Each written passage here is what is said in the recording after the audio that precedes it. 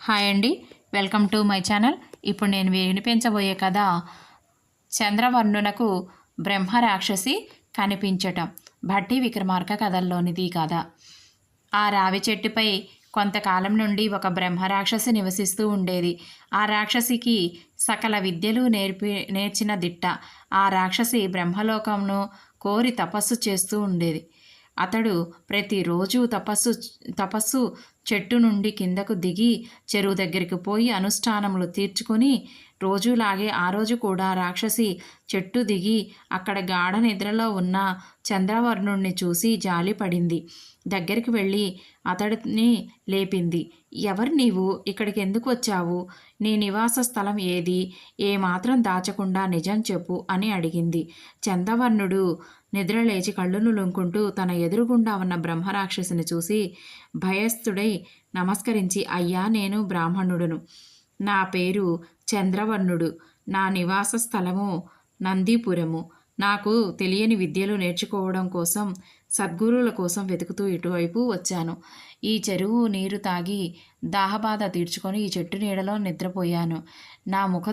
నాకు ముఖ తేజస్సు చూసి వారి గుణగణాలను గ్రహించగలిగేటువంటి శక్తి ఉంది.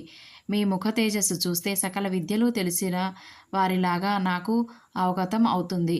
నాకు తెలియని విద్యలు తెలిసి నన్ను కృతార్థుణ్ణి చేయండి అని వినయంగా కోరుకున్నాడు.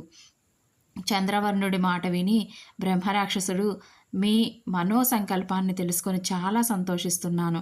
నీవు కోరినట్టు నాకు తెలిసిన అన్ని విద్యలు కూడా నీకు నేర్పుతాను.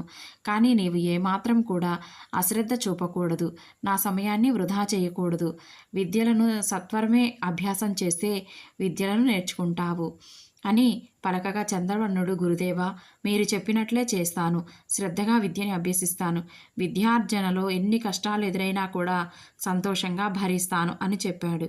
అప్పుడు ఆ బ్రహ్మరాక్షసుడు, చంద్రవర్ణ, నేను ఈ చెట్టు మీద ఉన్న నీకు నేర్పవలసిన విద్యలు రావి ఆకు మీద రాసి పడేస్తుంటాను. నీవు ఆ పత్రాలపై ఉన్న విషయములను రాత్రింబవళ్ళు నిద్రాహారాలు మానేసి చదువుకోవాలి. ఒక్క రోజైనా సరే ఉపేక్ష చేయకూడదు. నేను రాసిన విషయాలను శ్రద్ధగా పాటించినప్పుడే నీకు సంపూర్ణ పాండిత్యం లభిస్తుంది. ఈ నియమం తప్పిన నా ఆగ్రహానికి గురి కాగలవు అని చెప్పాడు బ్రహ్మరాక్షసుడు. చంద్రవర్ణ బ్రహ్మరాక్షసుడు చెప్పినట్లుగా చేస్తానని ప్రమాణం చేశాడు. ఆ రాక్షసుడు చంద్రవర్ణుడికి ఒక మంత్రం ఉపదేశించి, ఈ మంత్రం ఉచ్చరించినప్పుడు నీకు ఆకలి నిద్రలు కలగవు అని చెప్పాడు.